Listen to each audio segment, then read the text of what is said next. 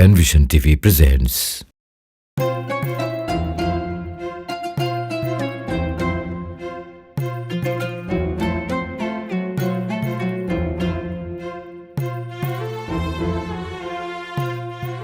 আব্দুর রহমান, আব্দুর রহমান, আরে কোথায় গেলি বাবা?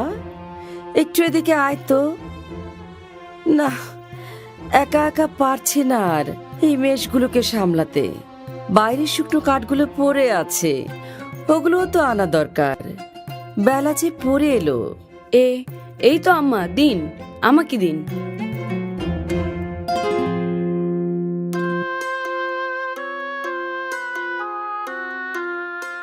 আম্মা, আপনি ভেতরে গিয়ে বিশ্রাম নিন, আমি সব সামলে নেব।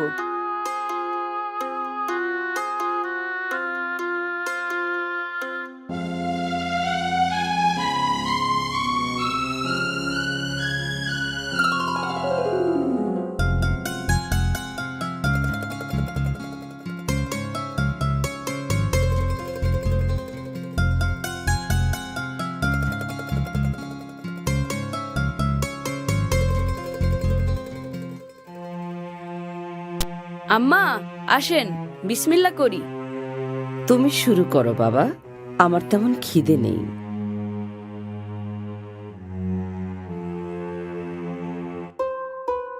ওটাতে কি রেখেছেন আম্মা?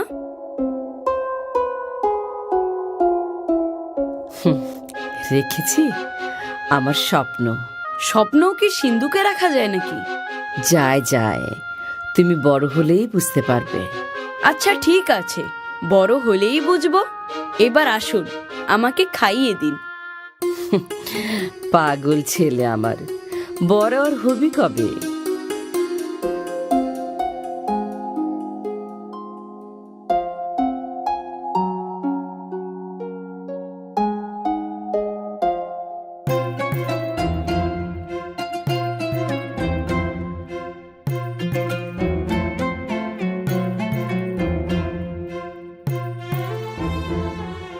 অমন করে কি দেখছো বাবা?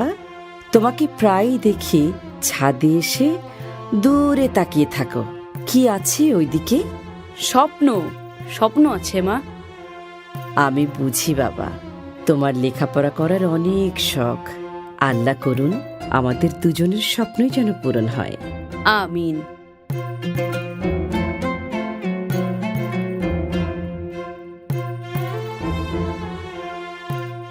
আম্মা, বাগদাদ কি অনেক দূরে? সেখানে নাকি অনেক বড় বড় ওস্তাদ আছেন, আমিও সেখানে যেতে চাই। আল্লাহ চাহেন তো তোমার মনের আশা অবশ্যই পূরণ হবে।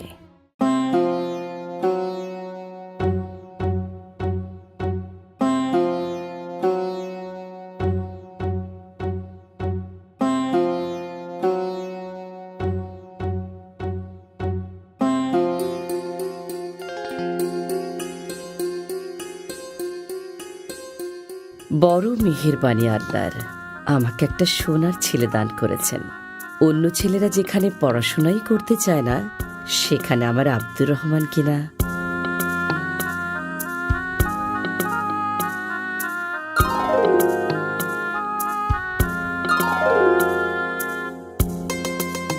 আম্মা, আমি তৈরি, আমাকে দোয়া করে দিন। এসো বাবা, আল্লাহর রহমত সবসময় তোমার ওপর ছায়া হয়ে থাকুক। আমিন। এই জামাটা পরে নাও, এর আস্তিনের নিচে 40টি স্বর্ণ মুদ্রা সেলাই করে দিয়েছি।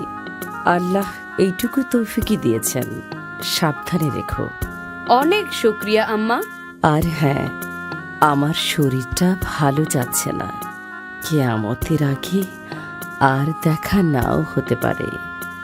তোমার প্রতি আমার শেষ উপদেশ, কখনো মিথ্যে বলবে না।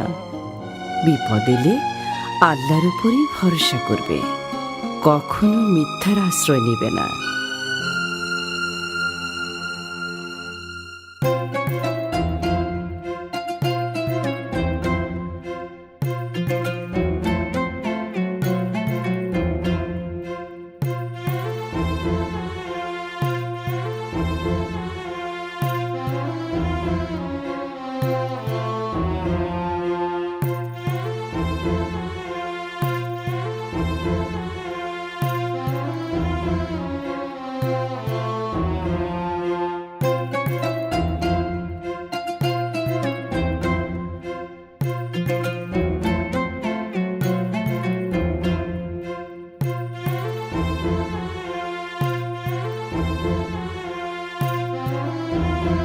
সবাই তো মনে হয় আরাম করে ঘুমাচ্ছে।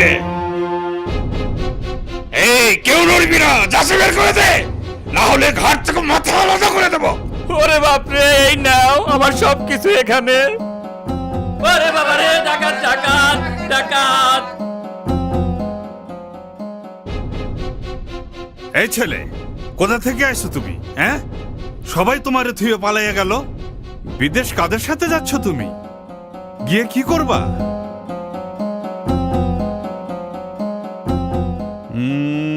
বোবা নাকি ছেলেটা? কথা কয় না দেখি।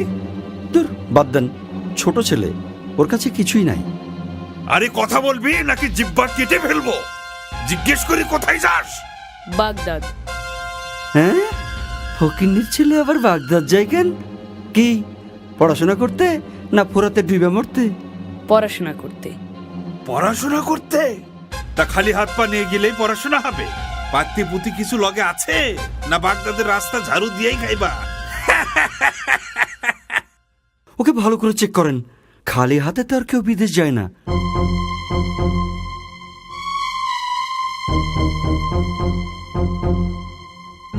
না, এর কাছে দেখে আসলেই কিছু নাই।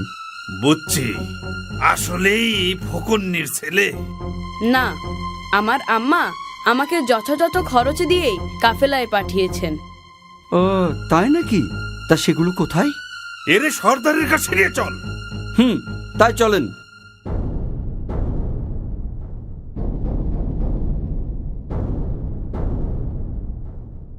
সর্দার, এই পোলা নাকি বাগদাদ যায় পড়াশোনা করতে, কিন্তু ওর কাছে কিছুই পাই নাই। হয়তো কিছুই নাই, বড়দের সঙ্গে যাচ্ছিল। আছে ওস্তাদ, আছে। ও নিজে বলছে ওর কাছে অনেকগুলো স্বর্ণমুদ্রা আছে।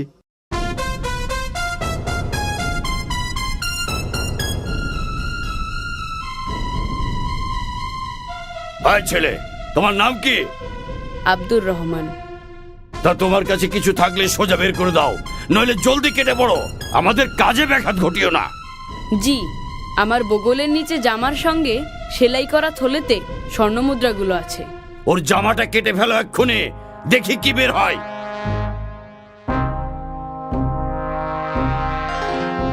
পেয়েছি সর্দার, 40টা খাঁটি স্বর্ণের মুদ্রা।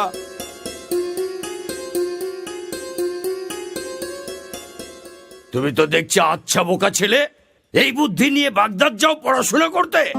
তুমি না বললে তো কেউ জানতেই পারতাম না যে তোমার কাছে এত মূল্যবান সম্পদ আছে। আমার লোকেরা তো তোমার শরীর ঘেটেও কিছু পায়নি। তুমি ইচ্ছে করলেই আমাদেরকে ধোকা দিতে পারতে, তাতে তোমার এই সম্পদগুলো তোমারই থাকতো।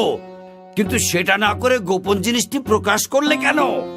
কারণ আমি আল্লাহকে ভয় করি, সেই সাথে আমার আম্মার উপদেশ যেন কখনো মিথ্যা না বলি। বিপদে পড়লে যেন আল্লাহরই আশ্রয় চাই, মিথ্যার নয়। কি বললে তুমি? আমার উপদেশ? বিপদেও মিথ্যে বলা যাবে না। না, কারণ আল্লাহ যদি ইচ্ছা না করেন তাহলে মিথ্যা বলেও আমি রেহাই পাবো না। তাই আমি তার কাছেই নিজেকে সঁপে দিয়েছি, মিথ্যার কাছে নয়, তোমাদের কাছেও নয়। আর আমাদের নবী বলেছেন, মিথ্যা হলো সকল গুনার মা। মিথ্যাবাদীকে আল্লাহ কখনো ভালোবাসেন না। সামান্য এক বাক্য মিথ্যায় তুমি তোমার কষ্টের জমানো সম্পদটুকু রক্ষা করতে পারতে। আমি বরং তার চেয়ে বড় সম্পদ রক্ষা করেছি, সেটি হলো সত্য, মহান আল্লাহর হুকুম আর আমার মায়ের উপদেশ। স্বর্ণমুদ্রার জন্য আমার কোনো আফসোস নেই। সত্যের চর্চায় এতটাই নির্ভীক এই বালক, এই সাহস, এই ভরসা সে কোথা থেকে পেল? কত বড় সাহস! সর্দারের মুখে মুখে কথা! তোর ঘাড় থেকে মাথাটা নামিয়ে দেবো আজ। থামো! কাল কিয়ামতে মহান রবের সামনে আমাকে মিথ্যাবাদী হিসেবে দাঁড়াতে হবে না। এর চেয়ে খুশির সংবাদ আর কি হতে পারে? এই বালক মায়ের কথার অবাধ্য হচ্ছে না, আর আমি আল্লাহর অবাধ্যতাকে পেশা বানিয়ে নিয়েছি। হায় খোদা, কি হবে আমার পরিণতি? আমাকেও তো একদিন মরতে হবে। কাল কিয়ামতে আল্লাহ যখন জিজ্ঞেস করবেন দুনিয়াতে আমাকে লুটপাট করার জন্য পাঠানো হয়েছিল কিনা, তখন আমি কি জবাব দেব? আমাকে তুমি ক্ষমা করে দাও বাবা, ক্ষমা করে দাও। আজ তুমি আমার চোখ খুলে দিয়েছ। কত শত মানুষকে আমি লুণ্ঠন করেছি, তাদেরকে পথে বসিয়েছি, পদে পদে আল্লাহর হুকুমের অবাধ্য হয়েছি। তুমি আমাকে সঠিক পথে তুলে দাও। সঠিক পথে তুলে নেবেন আল্লাহ, ক্ষমাও করবেন আল্লাহ। আপনি শুধু তার কাছে তওবা করুন আর প্রতিজ্ঞা করুন যে ভবিষ্যতে কোনো দিন আল্লাহর অবাধ্য হবেন না, ডাকাতি করবেন না, লুটতরাজ করবেন না। এই এই আমি তওবা করছি, আর কোনোদিন পাপ কাজে নিজেকে নিয়োজিত করব না।